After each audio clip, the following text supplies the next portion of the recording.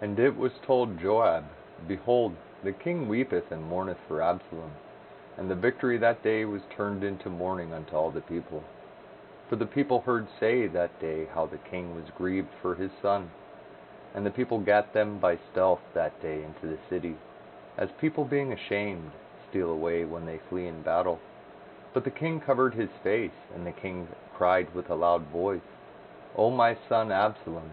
O Absalom! My son! My son! And Joab came into the house to the king, and said, Thou hast shamed this day the faces of all thy servants, which this day have saved thy life, and the lives of thy sons and of thy daughters, and the lives of thy wives, and the lives of thy concubines, in that thou lovest thine enemies, and hatest thy friends.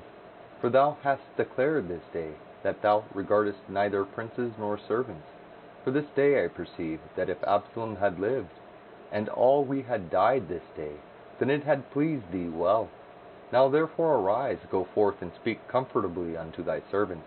For I swear by the Lord, if thou go not forth, there will not tarry one with thee this night, and that will be worse unto thee than all the evil that befell thee from thy youth until now. Then the king arose and sat in the gate, and they told unto all the people, saying, Behold, the king doth sit in the gate. And all the people came before the king, for Israel had fled every man to his tent.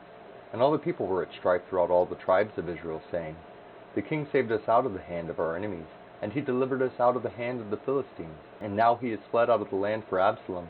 And Absalom, whom we anointed over us, is dead in battle. Now therefore why speak ye not a word of bringing the king back? And the king sent to Zadok and to Abiathar the priests, saying, Speak unto the elders of Judah, saying, Why are ye the last to bring the king back to his house? Seeing the speech of all Israel is come to the king, even to his house. Ye are my brethren, ye are my bones and my flesh. Wherefore then are ye the last to bring back the king? And say ye to Amasa, Art thou not of my bone and of my flesh? God do so to me, and more also, if thou be not captain of the host before me continually in the room of Joab. And he bowed the heart of all the men of Judah, even as the heart of one man, so that they sent this word unto the king, Return thou and all thy servants. So the king returned and came to Jordan. And Judah came to Gilgal to go to meet the king, and to conduct the king over Jordan. And Shimei, the son of Gera, a Benjamite, which was of Bahurim, hasted and came down with the men of Judah to meet King David. And there were 1,000 men of Benjamin with him, and Ziba the servant of the house of Saul, and his 15 sons and 20 servants with him. And they went over Jordan before the king. And there went over a ferry boat to carry over the king's household, and to do what he thought good. And Shimei the son of Gera fell down before the king as he was come over Jordan, and said unto the king, Let not my lord impute iniquity unto me, neither do thou remember that which thy servant did perversely the day that my lord the king went out of Jerusalem, that the king should take it to his heart. For thy servant doth know that I have sinned. Therefore, behold, I am come the first this day of all the house of Joseph to go down to meet my lord the king. But Abishai the son of Zeruiah answered and said, Shall not Shimei be put to death for this, because he cursed the Lord's anointed? And David said, What have I to do with you, ye sons of Zeruiah, that ye should this day be adversaries unto me? Shall there any man be put to death this day in Israel? For do not I know that I am this day king over Israel? Therefore the king said unto Shimei, Thou shalt not die. And the king sware unto him. And Mephibosheth the son of Saul came down to meet the king, and had neither dressed his feet, nor trimmed his beard, nor washed his clothes, from the day the king departed until the day he came again in peace. And it came to pass, when he was come to Jerusalem to meet the king, that the king said unto him, Wherefore wentest not thou with me, Mephibosheth? And he answered, My lord, O king, my servant deceived me, for thy servant said, I will saddle me an ass, that I may ride thereon, and go to the king, because thy servant is lame. And he hath slandered thy servant unto my lord the king. But my lord the king is as an angel of God. Do therefore what is good in thine eyes. For all of my father's house were but dead men before my lord the king. Yet didst thou set thy servant among them that did eat at thine own table. What right therefore have I yet to cry any more unto the king? And the king said unto him, Why speakest thou any more of thy matters? I have said, Thou and Ziba divide the land.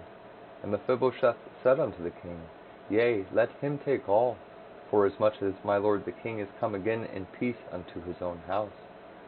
And Barzillai the Gileadite came down from Rogelim, and went over Jordan with the king, to conduct him over Jordan. Now Barzillai was a very aged man, even 80 years old, and he had provided the king in sustenance while he lay at Mahanaim, for he was a very great man.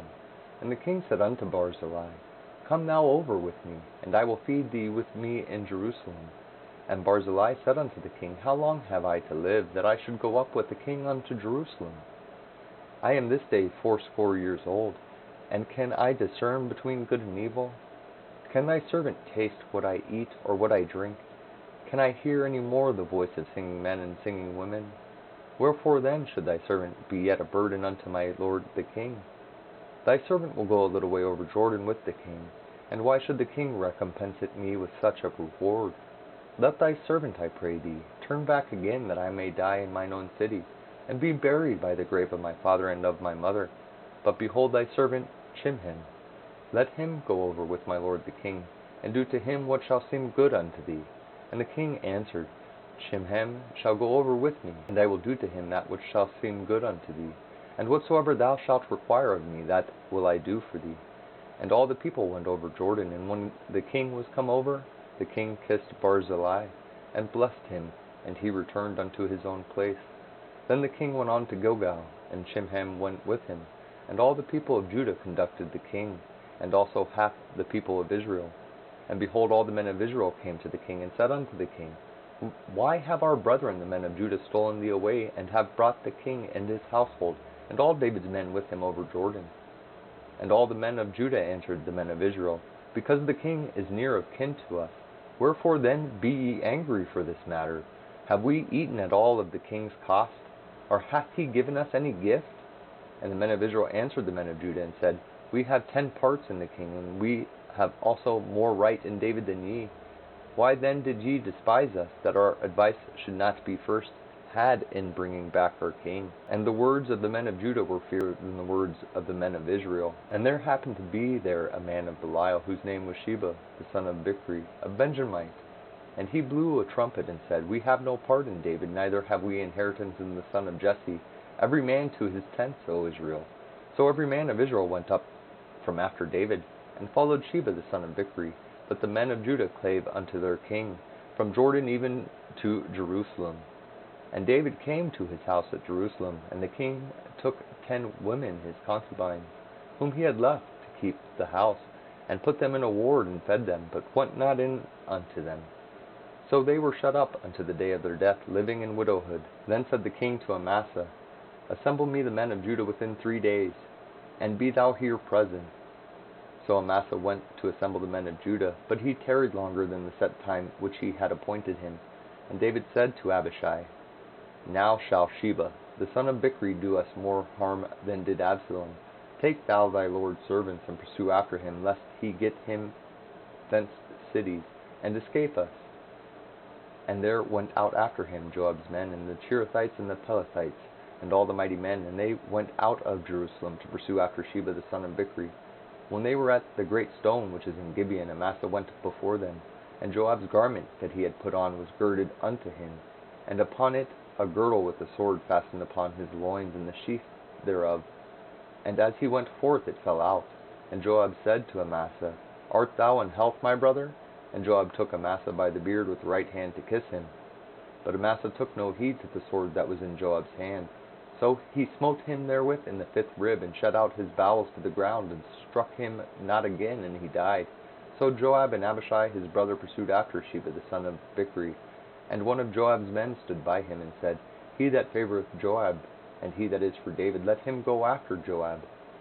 And Amasa wallowed in blood in the midst of the highway. When the man saw that all the people stood still, he removed Amasa out of the highway into the field, and cast a cloth upon him, when he saw that every one that came by him stood still. When he was removed out of the highway, all the people went on after Joab, to pursue after Sheba the son of Bichri. And he went through all the tribes of Israel unto Abel and to Bethmaachah, and all the Berites, and they were gathered together, and went also after him. And they came and besieged him in Abel of Bethmaachah, and they cast up a bank against the city, and it stood in the trench. And all the people that were with Joab battered the wall to throw it down. Then cried a wise woman out of the city, Hear, hear, say, I pray you, unto Joab, Come near hither, that I may speak with thee. And when he was come near unto her, the woman said, Art thou Joab? And he answered, I am he. Then she said unto him, Hear the words of thine handmaid. And he answered, I do hear. Then she spake, saying, There were wont to speak in old time, saying, There shall surely ask counsel at Abel. And so they ended the matter. I am one of them that are peaceable and faithful in Israel. Thou seekest to destroy a city and a mother in Israel. Why wilt thou swallow up the inheritance of the Lord? And Joab answered and said, Far be it from me, that I should swallow up or destroy. The matter is not so, but a man of Mount Ephraim, Sheba the son of Bichri by name, hath lifted up his hand against the king, even against David. Deliver him only, and I will depart from the city. And the woman said unto Joab, Behold, his head shall be thrown to thee over the wall. Then the woman went unto all the people in her wisdom, and they cut off the head of Sheba the son of Bichri, and cast it out to Joab. And he blew a trumpet, and they retired from the city, every man to his tent. And Joab returned to Jerusalem unto the king. Now Joab was over all the host of Israel, and Benaiah the son of Jehoiada was over the Cherethites and over the Pelethites. And Adoram was over the tribute, and Jehoshaphat the son of Ahilud was recorder. And Sheba was scribe, and Zadok and Abiathar were the priests. And Ira also the Jairite was a chief ruler about David. Then there was a famine in the days of David 3 years, year after year. And David inquired of the Lord, and the Lord answered, It is for Saul, and for his bloody house, because he slew the Gibeonites. And the king called the Gibeonites, and said unto them, Now the Gibeonites were not of the children of Israel, but of the remnant of the Amorites. And the children of Israel had sworn unto them. And Saul sought to slay them in his zeal to the children of Israel and Judah. Wherefore David said unto the Gibeonites, What shall I do for you? And wherewith shall I make the atonement, that ye may bless the inheritance of the Lord? And the Gibeonites said unto him, We will have no silver nor gold of Saul, nor of his house. Neither for us shalt thou kill any man in Israel. And he said, What ye shall say, that will I do for you. And they answered the king, The man that consumed us, and that devised against us, that we should be destroyed from remaining in any of the coasts of Israel, let 7 men of his sons be delivered unto us. And we will hang them up unto the Lord in Gibeah of Saul, whom the Lord did choose. And the king said, I will give them. But the king spared Mephibosheth, the son of Jonathan, the son of Saul, because of the Lord's oath that was between them, between David and Jonathan the son of Saul.